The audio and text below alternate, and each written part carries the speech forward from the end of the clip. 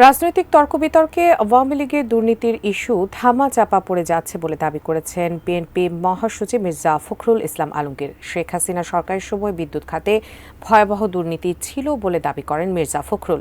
বুধবার গুলশানে বিএনপি চেয়ারপারসনের রাজনৈতিক কার্যালয়ে বিদ্যুৎ খাতের আওয়ামী লীগের দুর্নীতি নিয়ে সংবাদ সম্মেলনে এসব কথা বলেন মির্জা ফখরুল। স্থায়ী কমিটির সদস্য ইকবাল হাসান মাহমুদ টুকু দাবি করেন 2009 সাল থেকে কৃত্রিম বিদ্যুৎ সংকট তৈরি করে জনমনে ভীতি সৃষ্টি করেছিল আওয়ামী লীগ, যেন তাদের দুর্নীতির চেহারা জনগণের কাছে প্রকাশ না পায়। বিদ্যুৎ খাত থেকে দুর্নীতির টাকা বিদেশে পাচার করাই ছিল আওয়ামী লীগের মূল লক্ষ্য। এই খাতকে দ্রুত টাকা বানানোর সুযোগ করেছিল তারা। ক্যাপাসিটি চার্জের নামে জনগণের পকেট থেকে টাকা বের করে নিয়ে গেছে তারা। রাজনৈতিক তর্ক বিতর্কে আপনার আওয়ামী লীগের যে দুর্বৃত্তায়ন, তাদের যে চুরি, তাদের যে আপনার লুটপাট, এটা কিন্তু আপনার নিচে পড়ে যাচ্ছে। এরা এক ধরনের সুবিধা পেয়ে যাচ্ছে। এই কথাগুলো আমাদের বারবার বলা দরকার।